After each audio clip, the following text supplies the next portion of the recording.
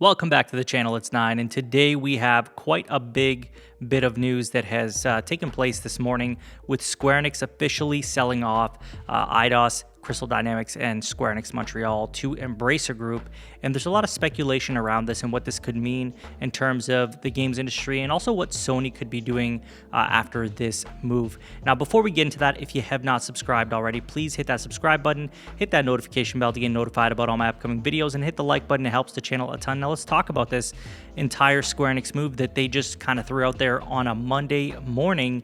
So Square Enix has sold Eidos, Crystal Dynamics, and SC Montreal to Embracer Group, including their IPs like Tomb Raider and Deus Ex for $300 million. And a lot of people right away think, oh my goodness, $300 million for all that, that's a hell of a deal, especially for an IP like Tomb Raider that is very iconic and has a lot of nostalgia behind it. Now, there could be multiple reasons why this went for $300 million, as you know, some people might say a lot of this is just based off nostalgia. These IP haven't really actually made a lot of waves in the games industry, and those would be valid reasons as well. But then again, we look at Tomb Raider, and it is a massive, massive IP. Now, what I really wanted to touch up on here is the expectation that this must mean that Sony is going to buy Square Enix, or this makes the acquisition more likely. And I kind of want to dive into that and help manage expectations and kind of look at what we can expect from this. So first off, let's look at why did they sell them. This information actually comes from Daniel Ahmad over on Twitter, ZHugeX, if you don't know him already. And he says low returns on investment were really the problem here. In 2021, Crystal Dynamics profit margins was 3.6%. And then Eidos Montreal was 0.65%, while Square Enix as a whole was 14.2%. And you can see that their profit margins are very, very low, especially for the amount of effort that they invest into these games that they spend so much time developing. Especially Marvel Avengers is just one of those examples of a game just doing very poorly with a massive IP and obviously licensing fees that come with that.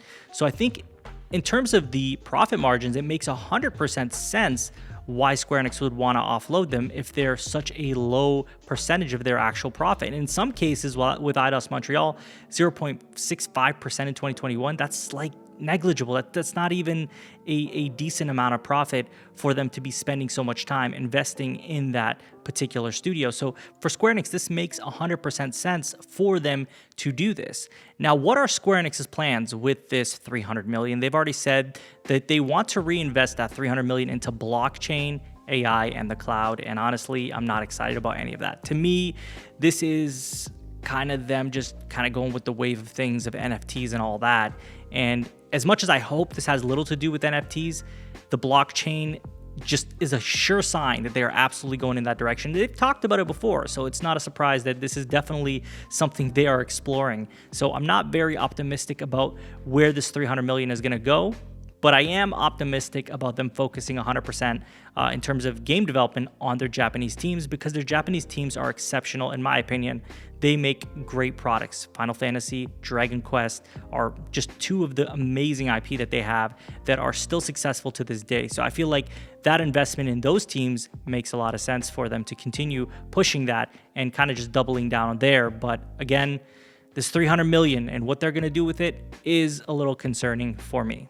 Now, I do want to talk about misconceptions because I see a lot of discussions happening, and I'm curious where everyone else stands, but I would like to give my 2 cents on this. Again, this is an opinion, so technically it's not a fact or anything. Like, we were just exploring ideas and what could be happening here, so I do want you guys to understand that. So if you disagree with me, just let me know in the comments what you actually think. But I think this does not signify that Sony is buying Square Enix. Some people are going and saying this is a sign that Sony is going to buy Square Enix, right? Because it's going to be cheaper. And yes, this would technically make Square Enix less expensive, but $300 million wasn't going to be the deal breaker here. Like, it's not that Square Enix couldn't afford an extra $300 million. They could, but that's really not the problem here. That's definitely not the reason why they would or wouldn't buy the company.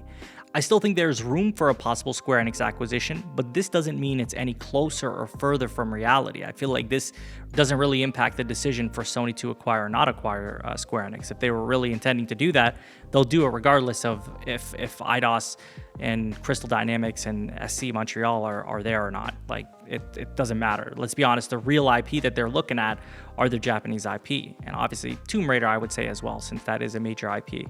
But yeah, this doesn't really impact that, in my opinion. Of course, everyone is free to express what they think, but I do really feel like this is one of the big misconceptions that people are having, that this must mean that Square Enix is more likely to be acquired by Sony. And I don't see this making an actual difference. I just think it's important that we do manage our expectations, because sometimes we get way too ahead of ourselves, thinking some minute details must mean something very large. And in the grand scheme, it actually doesn't. So that's just my thoughts on this entire topic. I did want to send this out to you guys and for you guys to kind of know about it and the details of why they're being sold.